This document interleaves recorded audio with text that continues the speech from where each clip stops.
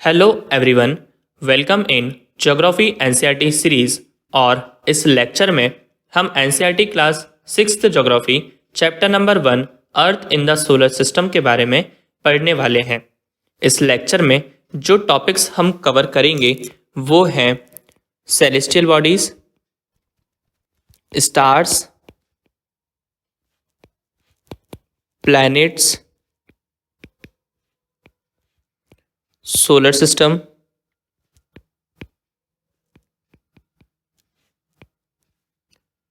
Satellite,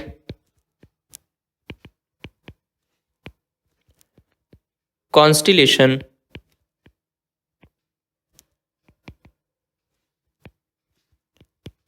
asteroid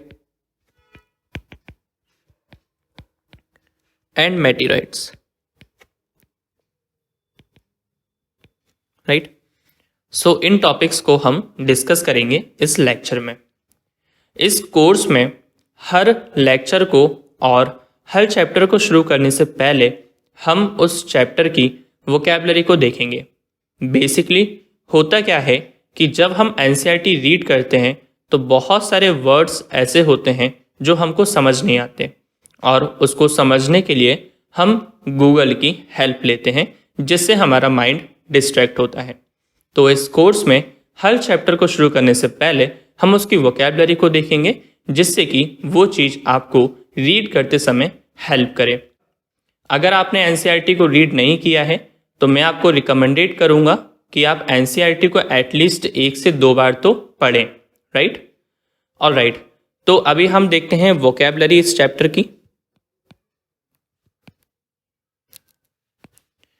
पहला word है dim. Dim का मतलब होता है धुंधला। जो चीज़ धुंधली दिखाई देती है वहां पर हम डिम का यूज करते हैं। दूसरा वर्ड है फ्लिकर। फ्लिकर मीन्स होता है झिमझिमाहट। राइट, मीन्स जो स्टार्स जो होते हैं ना, वो कुछ स्टार्स ट्विंकलिंग करते हैं, कुछ स्टार ट्विंकलिंग नहीं करते, बस वो बंद चालू ऐसा झिमझिमाहट से दिखाई देते हैं, तो उसको हम फ्लिकर बोलते हैं। ठीक है। नेक्स्ट वर्ड है लिट। लिट मतलब होता है चमकीला। जो डायमंड जितना चमकता है ना, उस जगह पर हम लिट का वर्ड यूज करते हैं। तो स्टार्स जो होते हैं वो लिट करते हैं, ठीक है, चमकते हैं। ठीक है। नेक्स्ट वर्ड है फ्लेटेंट। फ्लेटेंट वर्ड जो है वो हम यूज करते हैं चपटी चीजों के लिए। मीन्स हमारी अर्थ जो है वो नॉर्थ और साउथ पोल से चपटी है, तो इसलिए हम इसको बोलते हैं our earth is flattened at north pole and south pole. Right. Next word है विजिबल। विजिबल मतलब जो चीज दिखाई देती है उसे विजिबल बोलते हैं। जो चीज अपीयर्स करती है वो विजिबल कहलाते हैं। नेक्स्ट वर्ड है एक्सप्लोडेड। एक्सप्लोडेड मतलब होता है विस्फोट। राइट, जो चीज फूटती है उसको एक्सप्लोड बोलते हैं। जैसे वॉल्केनोस एक्सप्लोड होते हैं। Right, and big bang theory में एटम भी एक्सप्लोड हुआ था। सो this is a advance thing. अभी हम बेसिक समझ रहे हैं और इस पूरे लेक्चर में हम सभी चीज़ों को लिखेंगे, जिससे कि हमें समझ आए कि वो है क्या चीज़, और जो चीज़ आप लिख सकते हैं वो चीज़ आपके माइंड में बैठ जाती है। ठीक है। सो इस कोर्स में हम सभी चीज़ों को लिखेंगे। सो नाउ हमने वोकैबुलरी कंप्लीट कर ली, तो सबसे पहले बेसिक समझ ही रहे हैं तो ज्योग्राफी वर्ड का मतलब समझ लेते हैं कि ज्योग्राफी वर्ड का मतलब क्या होता है। सो ज्योग्राफी वर्ड को अगर हम स्प्लिट करें तो वो हो जाएगा जियो और ग्राफी। तो जियो मीन्स होता है अर्थ और ग्राफी मीन्स होता है राइटिंग। ठीक है। सो अर्थ के बारे में जितनी स्टडी होती है, जिसको हम लिखते हैं, वो सारी चीजें ज्योग्राफी कहलाती हैं। सो ज्योग्राफी की अगर डेफिनेशन देखें तो description of the earth is geography. We can say in a simple word, right? And geography से related और भी words होते हैं like geometry, जैसे जियो प्लस मेट्री। जियोमेट्री का मतलब होता है measurements of the measurements of the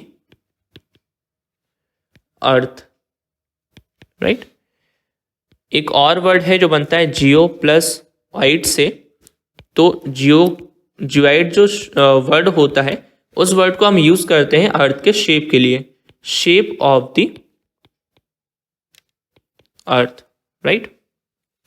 now so this is a basic concept and now come to the main topic. और सबसे पहले हम समझते हैं सेलेस्टियल बॉडीज को, कि सेलेस्टियल बॉडीज क्या होती हैं।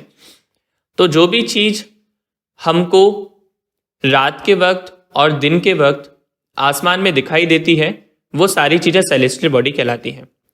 और स्पेस में भी जो भी चीज एग्जिस्ट कर रही हैं वो सभी चीजें सेलेस्टियल बॉडीज हैं। उन सभी सेलेस्टियल बॉडीज के हमने नेम दिए हुए हैं, जैसे सन, planets, moon, asteroid.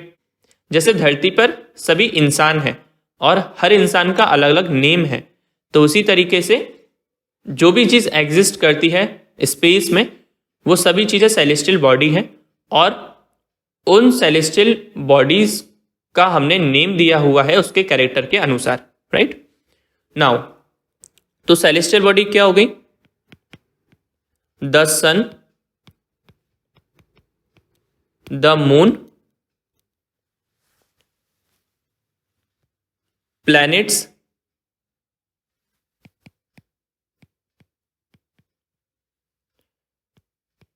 and all those objects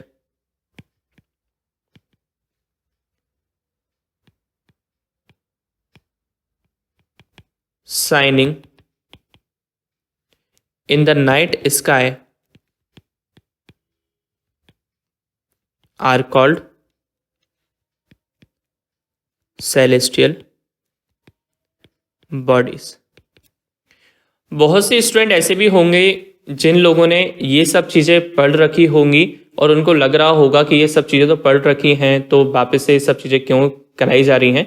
तो बेसिकली अगर आपने पढ़ भी रखी हैं, अब मैं आपको दो रीजंस बताता हूँ जिसकी वजह से आप इन सब चीज़ों को वापस से रिकॉल करो।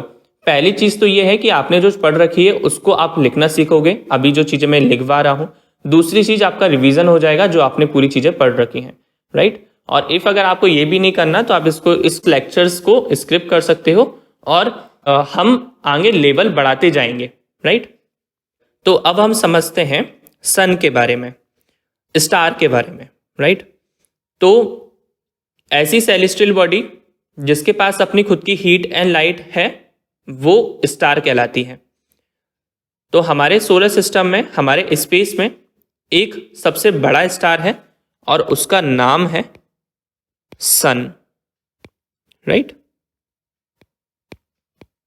तो इसकी डेफिनेशन हम क्या लिख सकते हैं?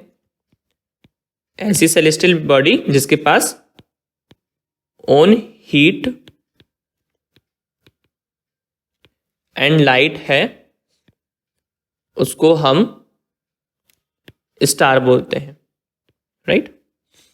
और sun is the biggest star in the solar system, जो हमारे सोलर सिस्टम के सेंट्रल रीजन में लोकेटेड है, राइट।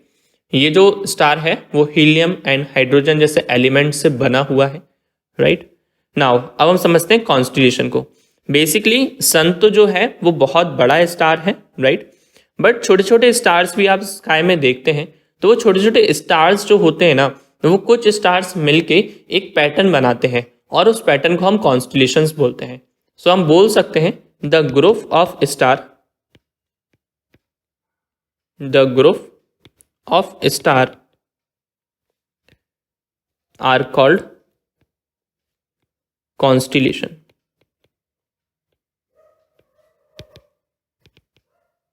राइट।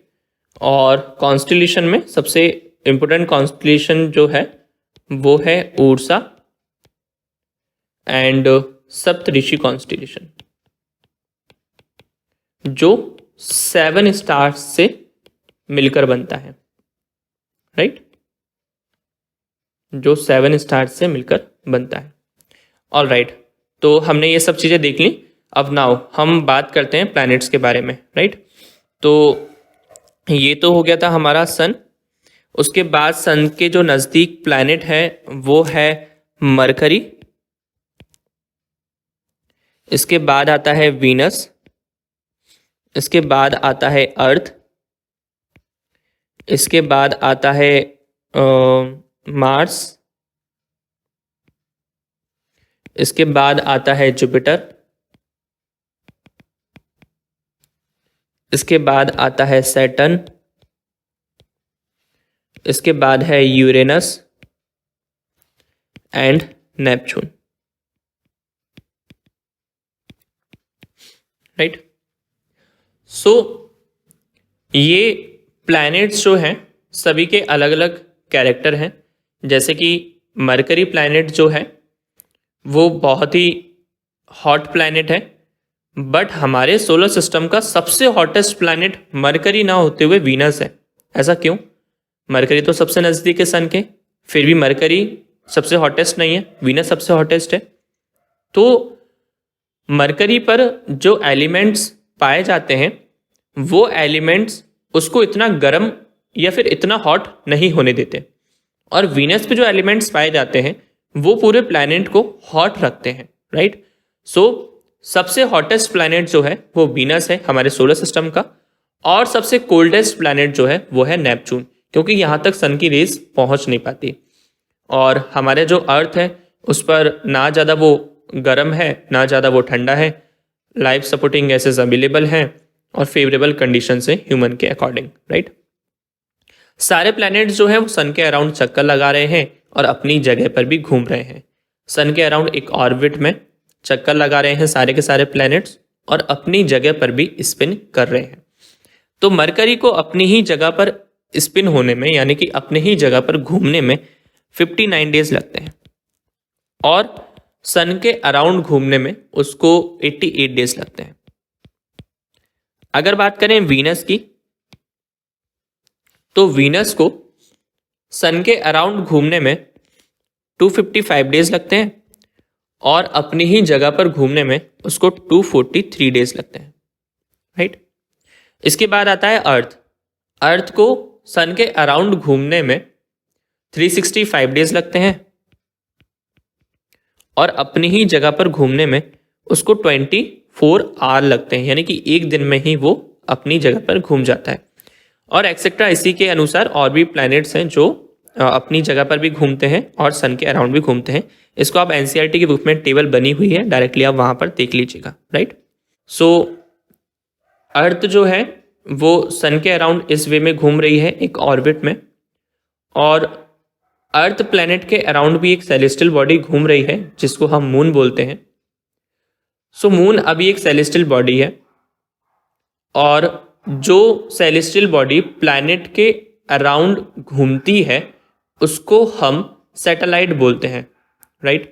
सैटेलाइट दो तरीके की होती है, natural satellite and artificial satellite. Natural satellites वो होती हैं जो नेचुरली एग्जिस्ट करती हैं हमारे स्पेस में, और आर्टिफिशियल सैटेलाइट्स वो होती हैं जो ह्यूमन द्वारा लॉन्च की जाती हैं कम्युनिकेशन के लिए और न्यू टेक्नोलॉजी डेवलपमेंट में, right. So we can write here that about the satellite.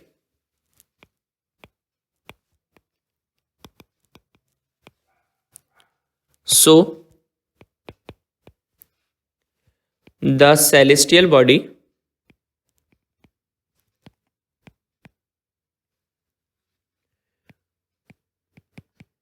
which is moving around the planet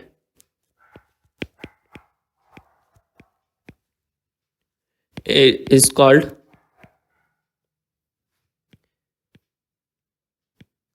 natural satellite.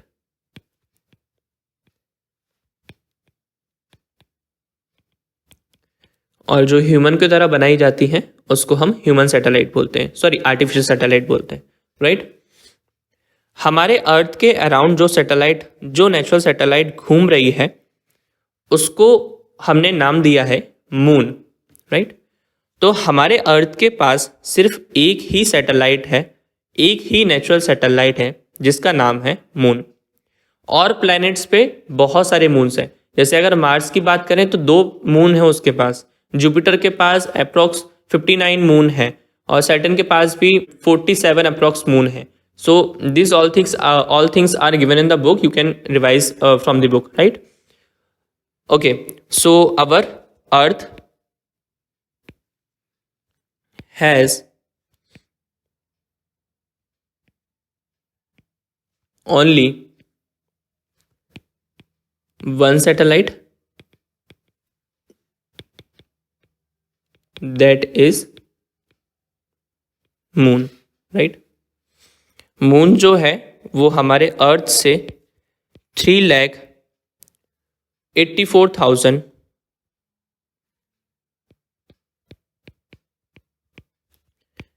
Millions kilometre दूर है, kilometre away from the earth, right? Moon जो है वो हमारे अर्थ का चक्कर लगा रहा है और इसको एक चक्कर लगाने में, पूरा 1 रिवॉल्यूशन कंप्लीट करने में 27 डेज लगते हैं, राइट?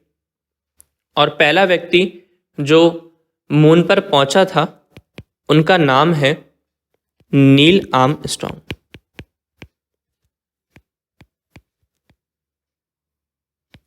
राइट?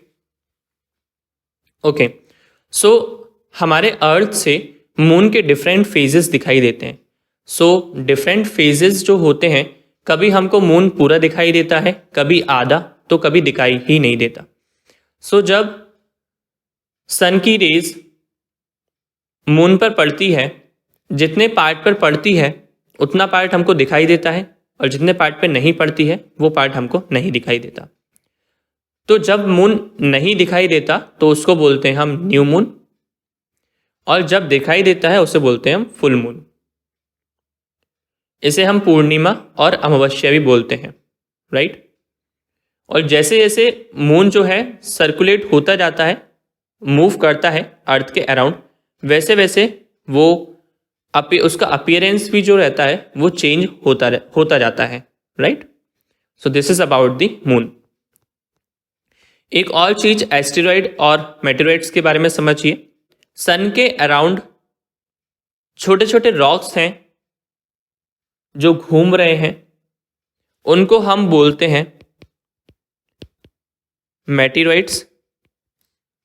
और कुछ रॉक्स हैं जो मार्स और जुपिटर के बीच घूम रहे हैं एक ऑर्बिट में, उसको हम बोलते हैं एस्टेरॉइड.